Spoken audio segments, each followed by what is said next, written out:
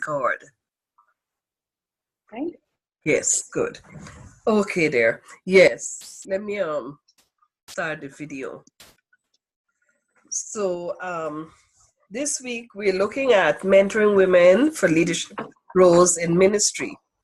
And I found it interesting that one of the last comments you made in last week's discussion, as we talked about informal mentoring, you mentioned the church mothers.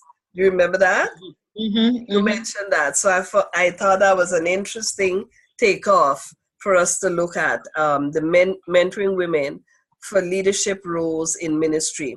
Before I pull up the PowerPoint, what assumptions do you have about this issue, about mentoring women for leadership roles in ministry? And you've been a pastor, so you can speak from your experience. In the very, very beginning, when I hear the word assumptions, the very, very beginning, I think like a lot of people come into the church, you just so excited, and you just think that, everybody's going to love you because that's what we are. That's what we're supposed to be. And you see women, I saw older women, and it was encouraging to me because it let me know that, you can live this thing, you can stay in there. And so not meeting women in the beginning who were maybe as serious about things as I would have thought they would be. But then God is so good because he allowed me to go to a church. My elderly cousin at the time, he's deceased, but he was pastoring, and his wife, oh my gosh, she was the epitome of being a pastor's wife. I don't know that I've met too many pastors' wives that I felt this way about. I would watch her. She was just very gracious. It wasn't so much that we were, there goes my light, that we were related, but she was that way, period, and encouraging. And it wasn't, and the first thing what he asked me to do was to teach the adult Sunday school class, which scared me to death because I'd always taught children. And at that time, being young, I had one Bible, which was my big family home Bible, that sits on the table. And that's what I would bring to church. And I would get up there with that Bible and I would teach. And I was so surprised at how God was opening the word for me. I mean, just blew my mind. And it wasn't until later, this is how gracious she was. It wasn't until later on, years later, we were laughing and talking about the early days and what have you. And she said, you would come in there with that big Bible. And she said she wanted to laugh, but she never would because, she knew that it would discourage and she would not. And I always appreciated that because I thought so much of her. Had she not, without her knowing that she was mentoring me, had she not been that gracious, I would have folded up just really. Sure. And stuff. I found that when I expected, certain women, I guess, to come alongside or to lead out, they just seemed to not, that wasn't their mindset. We are hardest women. We are the hardest on each other.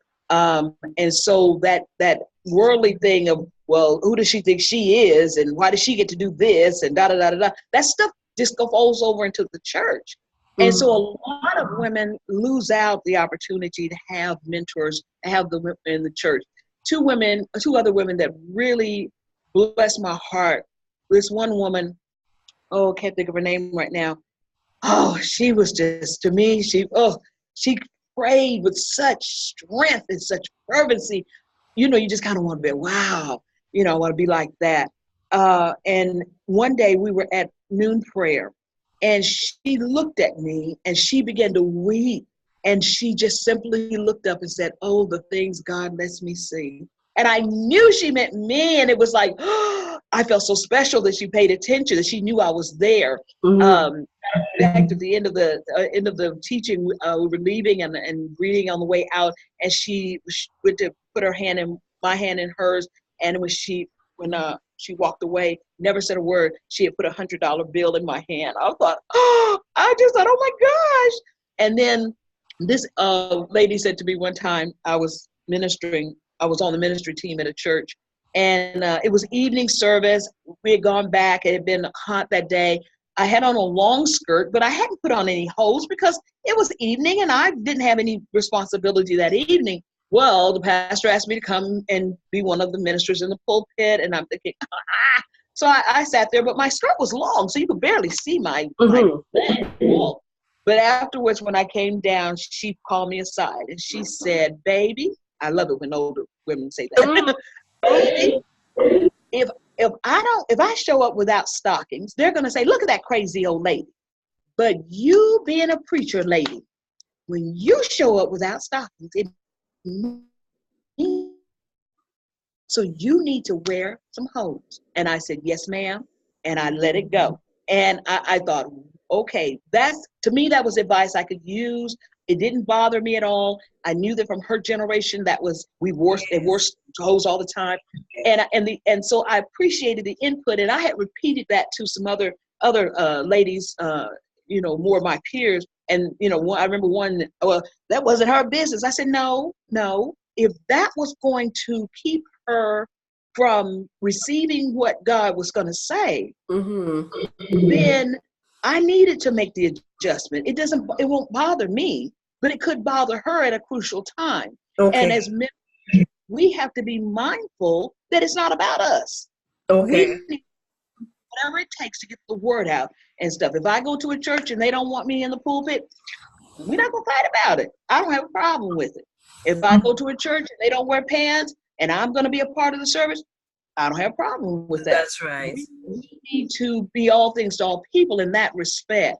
So I learned those things from those women. And of course, my mother, who, has always been a godly woman all my life, always pointed us to the Lord.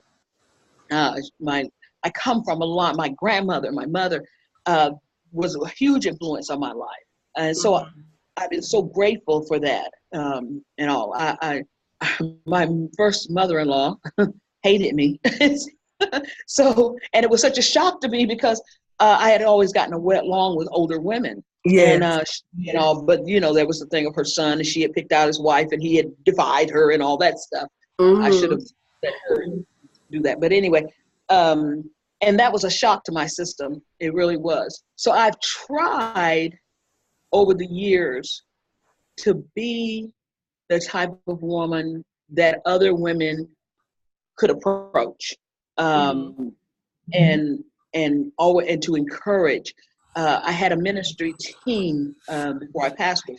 I had a ministry team, and we would go places. I would get invitations, and we would go, and they would travel with me. And each one had a responsibility, and whatever I was given, whatever honorarium I was given, I would bless them with something, or feed them, or do something for them. Because I felt like, God, you've given this to me, you've allowed me this, now I need to open up doors for other women. And so that was my way of doing it. Then this man told me one time, his brother told me one time, he said, you are the one out front. You're the pioneer. You have to blaze the trail. That's why you go through a lot of things, because God uses you to blaze the trail for these other women. Because the town we come from, there are a lot of very traditional churches there. Yes. So seeing the, opportunity. But anyway, I've just seen the gambit of it. I've seen those women who, just because they had come to the place in life where they were comfortable with themselves, where they were, focused on the things of God, they were fine with reaching out. And then I've seen those women who sat and looked at me, and I would think, okay, what's going on here? I find myself, if someone, because there have been times people have tried to attach themselves to me, and they've been so, what's the word?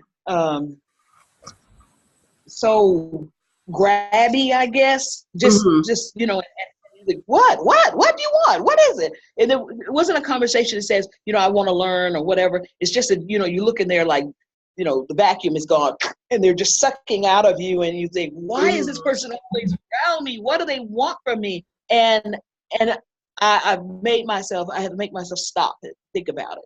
Okay, what's going on here? Mm-hmm. How do I work through this in my own mind first, and get this set in a place that it needs to be, as opposed to them always grabbing, and there's never been a conversation of, I just want to learn something, or I just want to hang out for a while, or whatever the case may be. So I try to watch it now myself.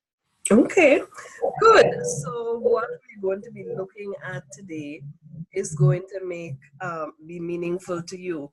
Now I'm going to share my screen again, and then I'm going to pull up the PowerPoint. Okay, and I'm going to go walk over here so this light will come back on. Sure, thank you.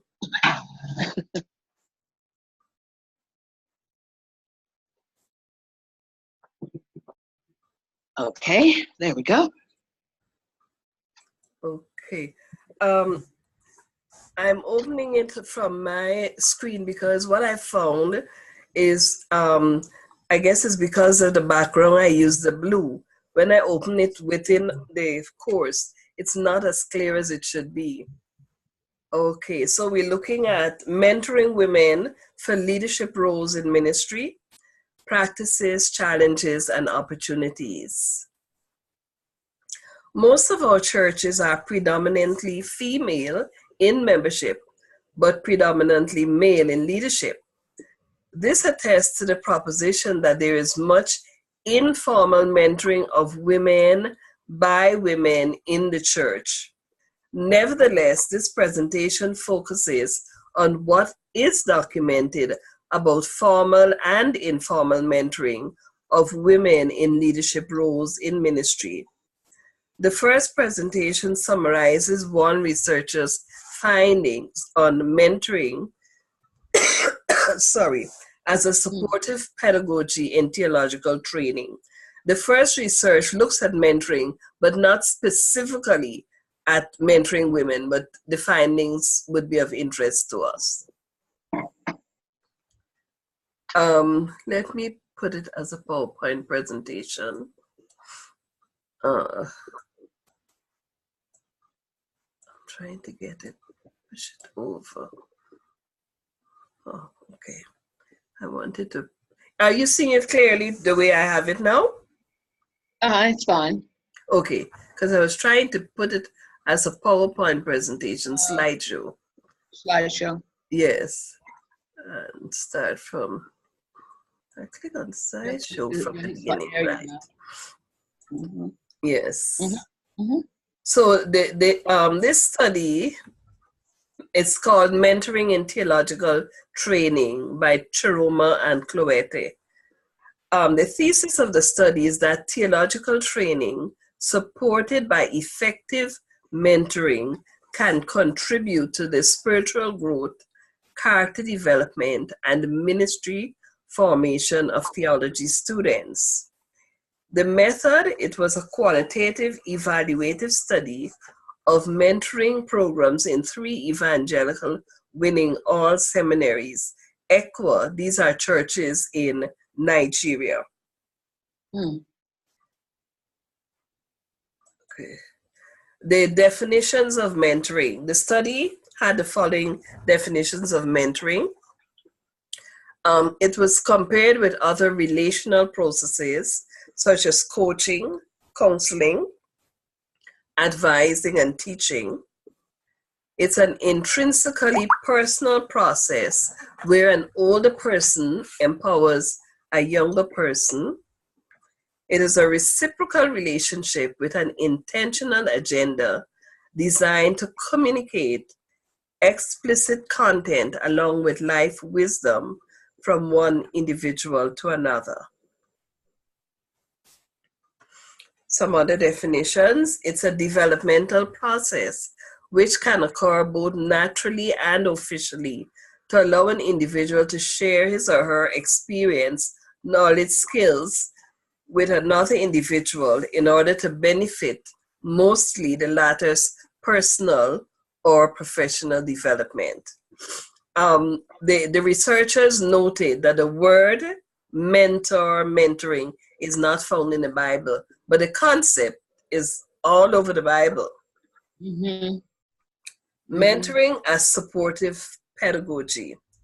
Mentoring as support and encouragement is given to students to help them to manage their own learning so that they may maximize their potential, develop their skills, improve their performances, and become the person they want to be. Seminary graduates who continue in ministry often cite mentoring as a key factor to this continuance. You may stop me at any time to ask questions or add a thought. The results of the study in terms of spiritual formation, mentoring resulted in growth in faith, trust in God, self-discovery, and spiritual directions.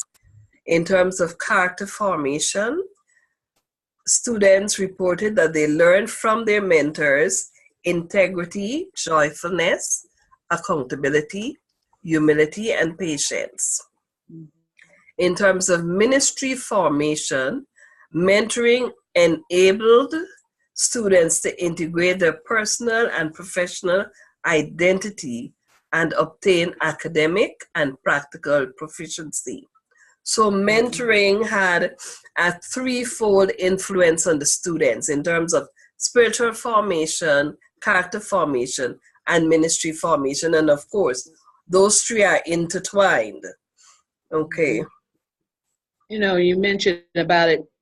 It's not mentioned in the Bible, but it's all over the Bible. And of course, you know, the Bible tells the older women to be teachers of the younger. Yes, exactly. And we see that played out in the book of Ruth without doubt. Yes. Had it not been for Naomi, Ruth would not have made it. Right. So she taught her all along the way what to do, when to do it, how to present herself for the expected end. So, so yeah, definitely it is all over the Bible. Even in the book of Esther, we see it from a male mentoring a female there, because Esther didn't have anybody else but except for Mordecai.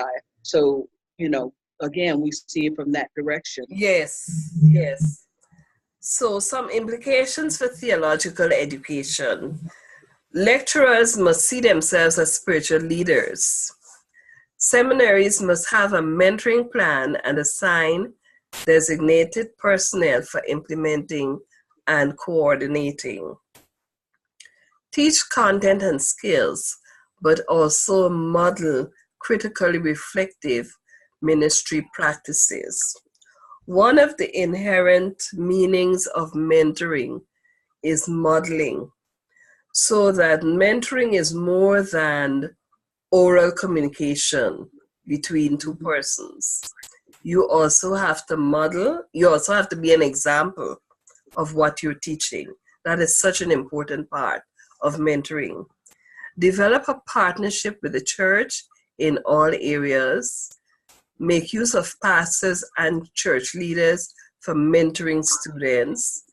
Provide lecturers training in mentoring principles and skills. So those were some of the implications coming out of this research, which was done in the context of the Nigerian Evangelical Church, ECWA. Transition. I'm moving into another section now. The previous presentation focused on mentoring as an educational tool with no distinction between mentoring for men or women in training for ministry. In the ensuing presentation, taken from the work of Newkirk and Cooper, the focus is on the impact on mentoring on beliefs and practices of female ministers in the Baptist Church leadership. So this next piece dealt specifically, welcome Kavita. Hi, I'm on my way to home. So I thought I'll just... Okay. Interesting, okay. Sorry you can't see me very well, but yeah. That's all right. It's good to hear you. So, mentoring impact on beliefs and practices of female ministers. From the abstract, it tells us that there were 10 African American women who were interviewed to learn about their backgrounds, support, and roles as Baptist ministers in the church to discover perceptions of themselves as teachers preachers, counselors, and leaders, and how they were trained and prepared to assume their leadership roles.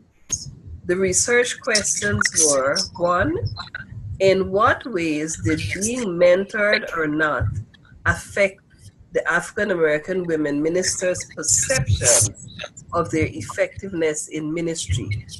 Secondly, what relationship role, if any, do mentors have in preparing ministers to advance to a senior position in leadership within the Baptist Church?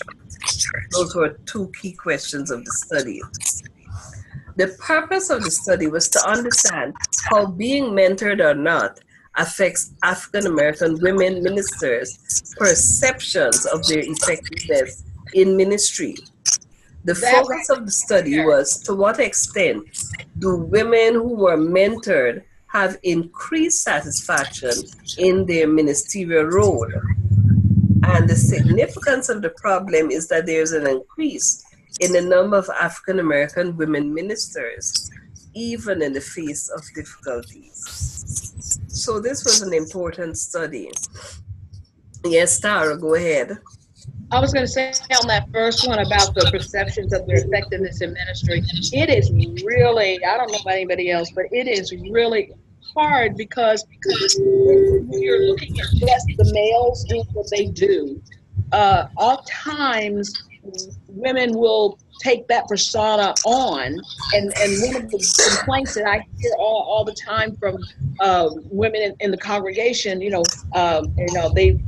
think that women ministers are not feminine. They lose their femininity. Well, that's because what's before them is the way that the men are doing ministry, the way the men are preaching, the way the men are expressing themselves, and they begin to take on some of those mannerisms only in they don't know that, okay, you don't have to tune, you don't have to do it that way. That's just their way of doing it. Do it the way you do it in the context of who you are. Mm-hmm. And so the perception of their effectiveness, they always wonder, well, okay, the people weren't shouting, the people weren't clapping, the people weren't standing up.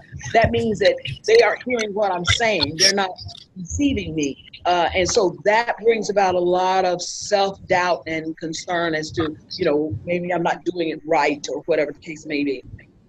That's a valid point that research has recognized, that because most times when people think of the pastoral role, they think of it as male, and they expect, if you're a pastor as a woman, that you will present yourself from a male persona, which you don't have to do.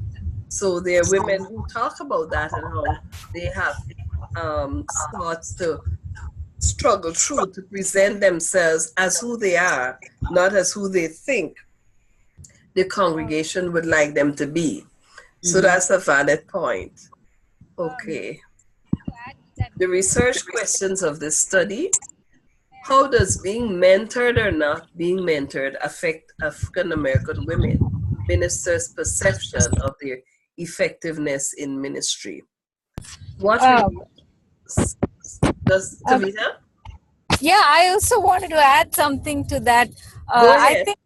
I think also the fact that I didn't want to miss today's class, because this is the life that I've lived, and in many ways I continue to live as a minister of the gospel, part of church ministry. And in my context, it is so rare. In my city, I can think of, say, about 5 women who are in pastoral ministry in that sense. So there is no question of being mentored. So you are a pastor because that's what God called you to be. And yes, if at all there are mentoring experiences, it is to do with men, mentoring and releasing, women in ministry. So I think it is also to do with the way, the struggles that women have. Like, you can neither be yourself. If you're yourself, you're not leader enough. At the same time, if you're a leader, like how the other pastor is, then you're being, acting like a man. So I think it's a very difficult position for a woman to be. And I think on the other aspect is the congregation, welcoming. You can be convinced that you're called for ministry, but is the congregation accepting you? So I think in my personal experience, it's easier to be a leader as a woman in the secular world than being a leader in the church. It's just my personal journey. So just wanted to say that. Oh, thank you for sharing. That is quite a commentary to make, and having heard you say that, I think I'm going to go in and see in the literature what research says about that, because your point is, I hear you. You said it's easier to be a leader Yes. in the secular world Yes. than in the church. Yes. Some of that may be reflective of your culture too, but I think definitely. Yes. That's an important observation that I'd like to see research a little more and see what the literature is saying. Okay. The next question is, what relationship role, if any, do mentors have in preparing African American women to advance to senior positions and of leadership and ministry within the church? Oh, this did not happen. I'm going to open it again. I'm sorry.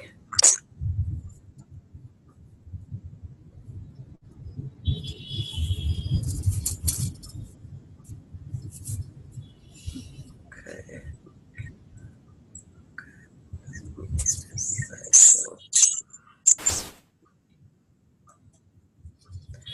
Okay, I'm just going to scroll through. We're at, I think, page 14. Yes. At what point do new ministers become effective as mentees and leaders? What has propelled these women to seek leadership roles in the Baptist Church? And what obstacles, if any, have impeded African American Baptist women in ministry successes within their career, and how they overcame them? These are powerful questions. So we want to see what the research found. The sample of the study, there were 10 African American women who were interviewed. Of the 10, only 4 were formally mentored. 6 did not go to seminary, and none identified any specific training or on-the-job preparation received from the church in which they are currently serving. I found this very interesting. Remember, the sample is 10. Of the 10, only 4 were formally mentored. 6 did not go to seminary, so they did not receive seminary training. And none identified any specific training or on-the-job preparation received from the church in which they were currently serving. That says a lot. It seems to me then that this group of 10 women were basically self-made leaders. The findings of the study. Okay, I'm sorry. I need to go back. No, I need to go back. I'm sorry. Let me see. Okay.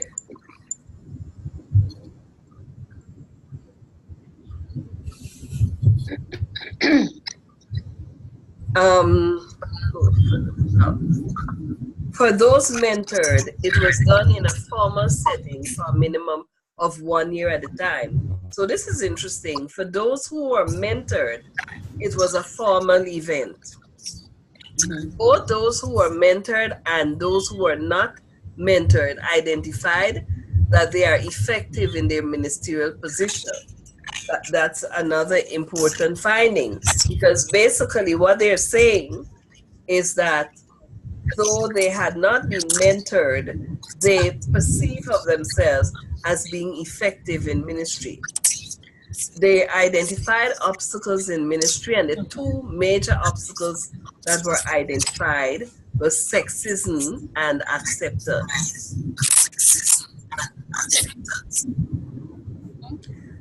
Other findings: mentoring is vital for growth of women in ministry, but it is not essential that mentoring be conducted in a formal setting.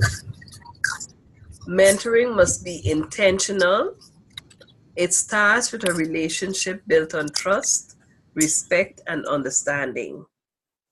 To be effective as a mentor and leader, one must have a determination to be who God has called one to be. Implications of the findings.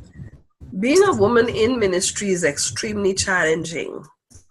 Mentoring is an essential process in cultivating African American women in ministry leadership, regardless of their educational experiences and backgrounds.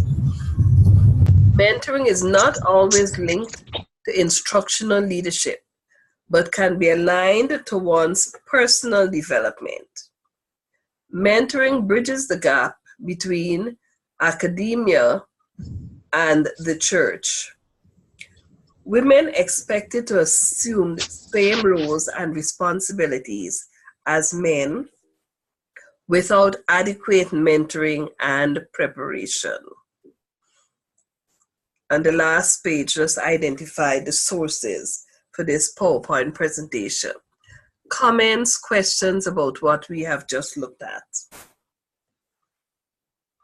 Can you hear me? Yes, I can. Mm-hmm. Oh, okay. I am talking about it, bridging the gap. The first thing that a woman has to deal with, of course, is the way that Scripture is interpreted. I would not give that a woman should teach, and women should not usurp authority, and all of those things. And those things are used against us to keep us from doing what it is that God has called us to do. I heard a woman one time say that when people say things like that to her, she said, I want to, when I stand before the Lord, I want him to say, I would rather have him say, I didn't call you, but you did everything as if I had. Well done. As opposed to, I called you and you didn't do anything I asked you to do. And I think that for women, we have to clarify within ourselves the calling of God. Yes. Because I know for me, I came up in the Baptist church, traditional Baptist church. That was unheard of, women not in ministry. And I knew one woman who dared to say she was in ministry. Her pastor never recognized her in that. I mean, she's passed on years now, and he never recognized that. She spoke, she helped, but he never would use the term ministry. And she did have formal training as well. But so we have to clarify within ourselves, first of all, the call. Then once that is done, and we have to go study the scriptures for ourselves. We have to go study and pray and ask the Lord to show us, because we have to be able to give an answer to all men. And so once we have that in place, having a mentor, I really believe with everything in me that having a mentor, a woman who's a mentor to younger women in ministry, helps them to get past that hurdle a little quicker. Because they can say to them, tell them, okay, this is what that word says. This is what it means. This is how you are to handle yourself. How do you present yourself, how to go in and how to come out. And that helps to smooth those places over so that bridging is a little bit quicker and stronger and with as little dissension as possible. Pastors are scared because they think that when you come into their church and you are a minister, you're a woman, you're a minister, you have a title of some kind, they're scared you are going to cause problems, that you're going to cause the women to rebel, that they're going to lose some kind of control. A lot of times their wives are scared because they too are concerned with what your role is going to be in relation to their role. So, those are some, and getting down to the obstacles in ministry, those are some very, very real obstacles. I've heard pastors say, I've heard preachers say, well, a woman shouldn't be in the pulpit if she is having a period. Well, how are you going to know? Because first of all, I don't know anybody that's going to walk up and tell you. So, but that was a stipulation they had. Another pastor didn't mind having women in the pulpit. As a matter of fact, I was under his pastoralship, and besides him, I preached more than anybody in the church. But he would never dream of ordaining a woman. Like, okay, doesn't make any sense. And we had long conversations about that. So I don't need you to ordain me. I've been ordained for years. But I remember being at a conference, and what was his name? Haddock. I can't think of his name right now. I will. But anyway, he said, if you had asked Pastor Paul about ordaining women, he would have said, what is ordination? Because that wasn't something that was high on the list of conversation. Women were busy in the church doing what everybody was doing and stuff. But we have to come to the place, I mean, in America, I don't know about any place else, and from what Kavitha says, she deals with it as well, but we have to come to a place where we stop seeing male and female, that we just hear the word, receive the word, and let it go at that. Okay. And what you have just given, those examples that you have just given, Tara, fall into these obstacles, sexism and acceptance. Mm-hmm. Those are examples of, and they're real. They are very real. So those are some of the sticking points that women have to be able to recognize and confront and overcome. When they see themselves as being called into the pastoral ministry. Kavitha, do you have anything to add on that? I was just saying that, my culture here predominantly is that in churches you still don't see women are functioning in different roles, but very rarely in eldership or pastoral roles, So one of the things we have done as a church is sometimes, confronting or pushing it down people's throats sometimes makes them kind of react back. So one of the things my husband and I have, in a sense, realized is there is a place for confrontation. There is a place for saying things directly.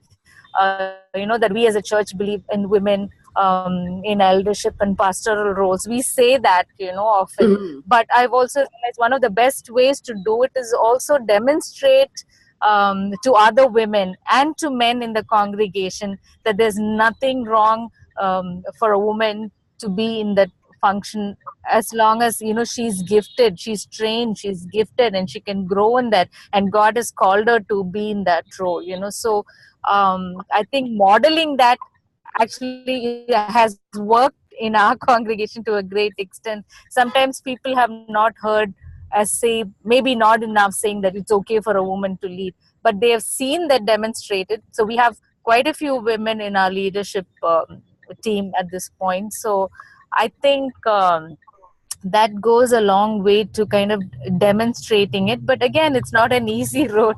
It's still challenging. And one person left our church because at one point I think I served at the Lord's table, I served the communion, and that person was so offended they didn't come back to church. But but my husband was so supportive. He said it's okay, probably this is not the church for him, so it's okay. So yeah, these struggles are very real for us here, and I think America is in a sense way ahead of where we are at this point when it comes to women in pastoral leadership roles. So, but yeah, I'm just looking forward to what God would do in my country in the days to come. So okay, thank you. Yeah. I think as we tie together and you doing... Did you guys lose me? I'm hearing you. I'm hearing you too. Yes, I'm hearing you. I have about 5 minutes left. Yes, that's why I'm wrapping it up. As we use this PowerPoint presentation, it will help you in responding to the 2 discussions for the week. And one of them is a video. You'll watch a video, the American Baptist Women in Ministry Mentor Story. And then there's an article there about Adventist women clergy, their call and their experiences. So you're going to find those, the reading and the video presentations, interesting and challenging as we continue to look at mentoring women for leadership roles in ministry. And Kavita might be right that it may be easier for women to move to leadership roles in the secular world than it is for them to do so in the world of religion and in the Christian context. But I'm going to look more into that. Okay, it was good to have you on, ladies. Have a good week. And if you have any questions, etc., always send me an email. Take care. Thank you. Take care. Okay, bye-bye. Bye-bye.